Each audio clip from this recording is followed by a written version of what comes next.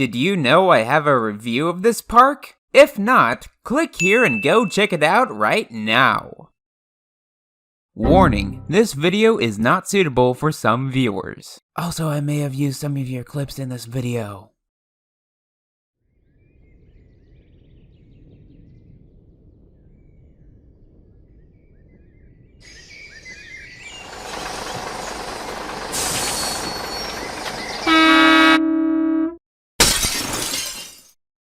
Alright, I lied. That still annoys me. But let's not waste any more time. Let's go, old man.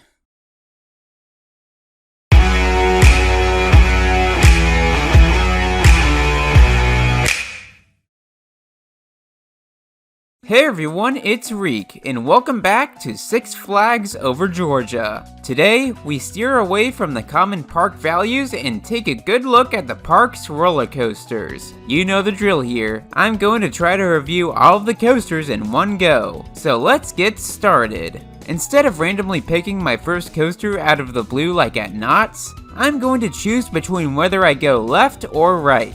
The left takes me straight to a stand-up coaster, and the right takes me to... Is that an RMC? Oh my god, please say right, please say right, please say right! Now I'm not going to choose myself, but a little wheel will. So let's see what we get.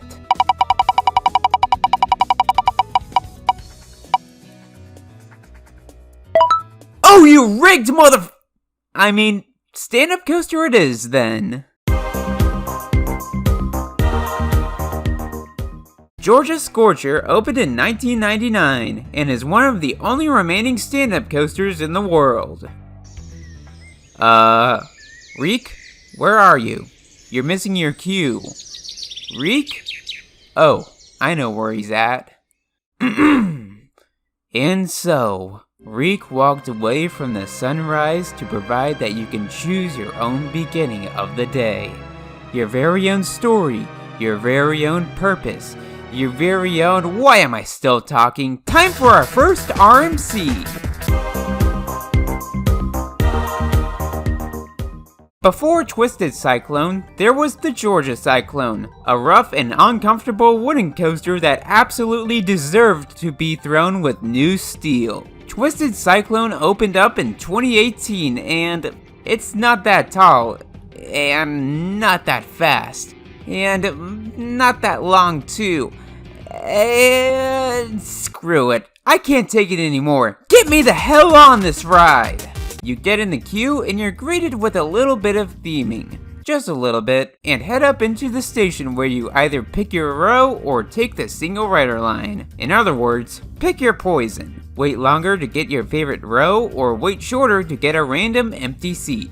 Choose whatever you please and enter Rocky Mountain's interesting trains. It's a lap bar with a seatbelt and manageable shin guards, which is what I'd actually describe the restraint as a whole. Manageable, but sort of flawed. I like the lap bar, but I don't like the seatbelt, all because of these pointy bits that dig into your thighs. I'm alright with the shin guards, but with the way you situate your legs, you are either stepping one of your legs down against the shin guard or stepping up and awkwardly having your leg on the high ground for the entire ride. Finally, these restraints are pretty darn heavy. Pushing and pulling them up after the ride ends is a workout within itself. But back to the beginning of the ride, you don't just turn into the lift hill. Not in the words of Lord Allen, you're hopping around before the ride even starts. Do these little bitch hills have any airtime? I'm not sure, but that's because the ride ops have stapled me on every ride I've taken on this. Thanks a lot, Georgia. So you go up the lift hill and... yeah, I don't know about the rest of you,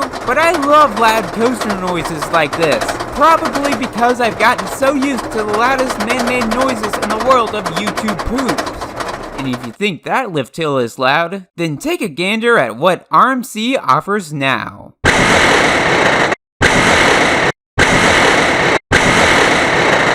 What is it, Peterson? I'm not sure. I feel a disturbance. After going deaf, the ride goes down a pretty steep 75-degree drop. Yeah, this is one of those moments where if you're in one of the back rows, you are getting some strong air while being hauled over. But trust me, that's only the beginning. Your first inversions, is the reverse cobra roll. It's like a regular cobra roll, but take out the vertical half loops and replace them with rolls so it's mainly a sweet floaty sensation. And if you thought that element was good, oh, we can definitely top that. Directly after the reverse cobra roll is an element called the wave turn. It's like your average 90-degree curve, but flip that sucker in a 180 so you get a lot of sustained airtime. But since this is Rocky Mountain construction we're talking about, you bet your ass this has sustained ejector airtime. God, I love this manufacturer. And it's not an RMC coaster without a lot more twisting and the strongest airtime imaginable. And I really mean it. The airtime on Twisted Cyclone is brutal. Now this is what I call ejector air, especially this hill right after the first overbanked turn. The airtime here is both very strong and pretty sustained. After that, you do one more 0G roll, a few more turns, some small but powerful bunny hops, and done so soon? Damn, what happened here?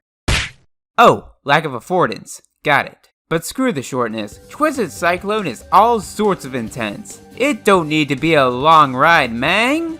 I'm sorry, what? I absolutely love this ride. I love this ride's elements, I love this ride's airtime, and I especially love this ride's pacing. Every single one of these elements are taken with such quick succession that by the end of the ride, you wouldn't know exactly what happened to you. The pacing as it's originally intended is awesome, but ride Twisted Cyclone on a hot and warmed up summer day, and you would want to put on a new pair of thighs. I swear, every single airtime hill feels stronger and stronger as the ride goes on, so Lord have mercy on my legs, because...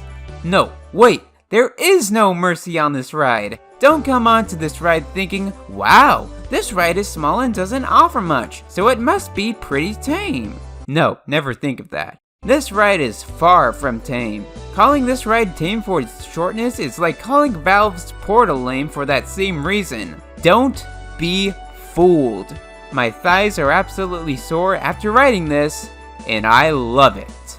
Twisted Cyclone receives 9 out of 10. I've made a great choice riding this first because we're off to a fantastic start to our day. Let's just hope it stays that way. But wow, that ride was really amazing. Why didn't I give this park a higher score again? It certainly deserves a score higher than a 7. Woohoo! Oh, I'm so going to eat those words, aren't I? The Dahlonega? Hold on.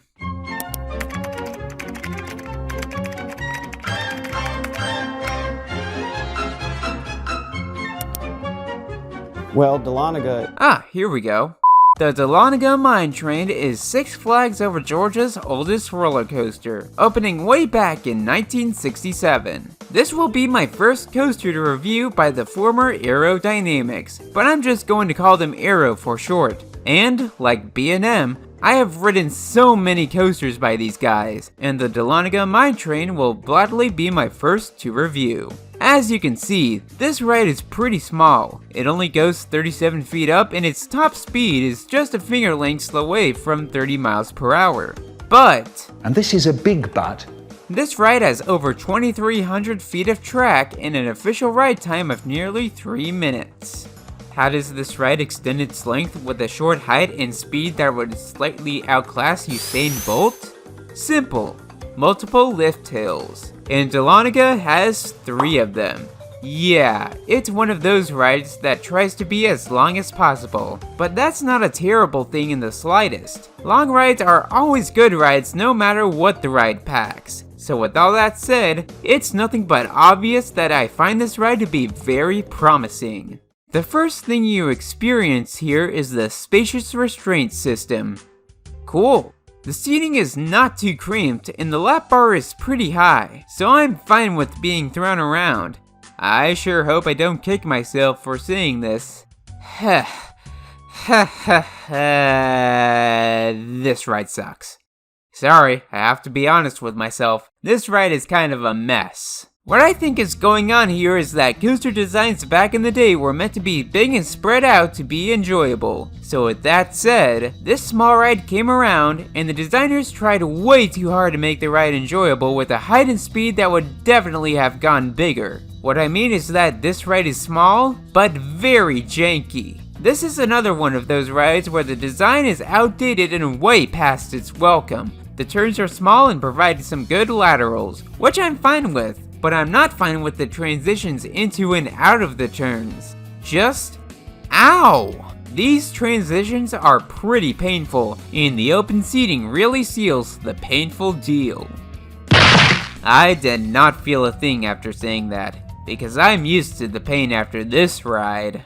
Other than those transitions, this ride's okay, I guess. Nothing terrible after that, just okay. But then again, if the ride is not painful, then it's normally boring. Now I regret saying many things, like what I just said with being fine with getting thrown around. But remember when I said this a few minutes ago? Long rides are always good rides no matter what the ride packs. And, you guessed it, I want to eat those words. Not completely though, because I want to change things up. What I really mean to say was, long rides are always good rides if they can bring enjoyment and lack of boredom. See? Now I feel better about myself. On the inside at least. But I'm not done with Dahlonega just yet. I have one more thing to talk about. The ending. For the finale of this ride, you finally do an actual drop. And into a tunnel for that matter, and then just twist and turn in the darkness before you're done for. Move on to another ride, sit down and readjust yourself, or ride this rolling chiropractor again. My back would certainly love it. I hate you arrow-loving motherfucker. Yeah, just ride this at your own risk. You may like it on the inside, but on the outside, not so much. So take my word of warning for it. The Dahlonega Mine Train receives 4 out of 10. It really feels like the park's oldest coaster, and the worst one too. But I've had enough of this back-breaking machine, so let's go say hi to Superman. Alright, time for my first flying coaster. I can't wait to see if it... Aw, I hate irritable bowel syndrome. Looks like no ride for me then. IBS strikes again. I can't ride spinning attractions because of it, and now it's preventing me from riding a flying coaster. But for what reason exactly? Well, if you see here, you are lying on your stomach, so the restraint basically hugs my bowel parts all throughout. Not only that, but my stomach doesn't act well for continuously staying in positions that aren't right side up. So for not riding this, no score is going to be given. But I'll try to explain what this ride has to offer, having ridden another flying coaster before my stomach problems kicked in. That coaster would be Tatsu, and it's an absolute monster. The flying experience is alone worth the ride, and restrained very well for that matter. And the twists and turns feel so exhilarating and unique. Oh, and that pretzel loop is one of the best things ever, which Superman conveniently has. So with that out and critiqued, let's go on something I would actually ride, shall we?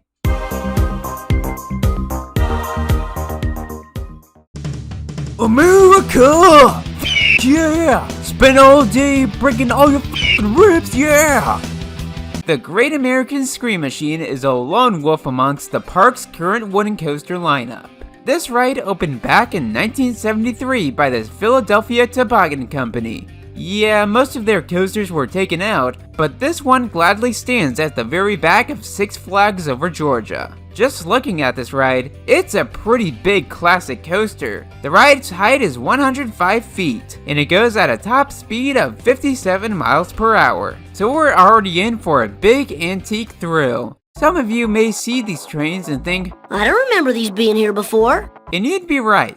Booyah! Before the park's 2018 season, there were 2x3 trains on this ride which featured buzz bars, but I don't know what the hell was in the top minds of the park, but they now use these 2x2 ratchet bar trains for this ride. You know, the trains that ultimately put the Georgia Cyclone on the chopping block, and in fact, these trains were actually carried over from the old Georgia Cyclone, so we're in for one big treat now. Don't you love a classic wooden coaster feel? Just bumping around all willy-nilly and ending off with a back that could easily be readjusted? Well, you would really need to readjust your back after this ride, because ow! Remember when I said a good amount of shakiness is fine for a classic wooden coaster? And using this freaking ride as an example? Well, I'm going to eat my words yet again, because this is the park's true chiropractor. It has its usual classic bumpiness here and there, but then there are parts where the ride sends your back throttling against your seat. But you may be thinking, this ride isn't so bad, because those hills are bound to provide some airtime.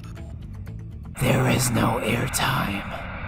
Actually, there may be airtime and I just got a bad seat on this. Actually, out of all the coasters I have ridden, this might be in my top 10 rides that I should really re-ride to get a better feel of. But for now, this ride just rattles my brain to bits, so just take this with a grain of salt all you can. The Great American Scream Machine receives 4 out of 10. My back is sore just thinking about this ride, so I'm just going to rest for a bit. I didn't really plan this rest, but I need it more than ever after these last 2 rides that I've ridden, so stay tuned for next time, because I'm not even halfway done with the coasters here.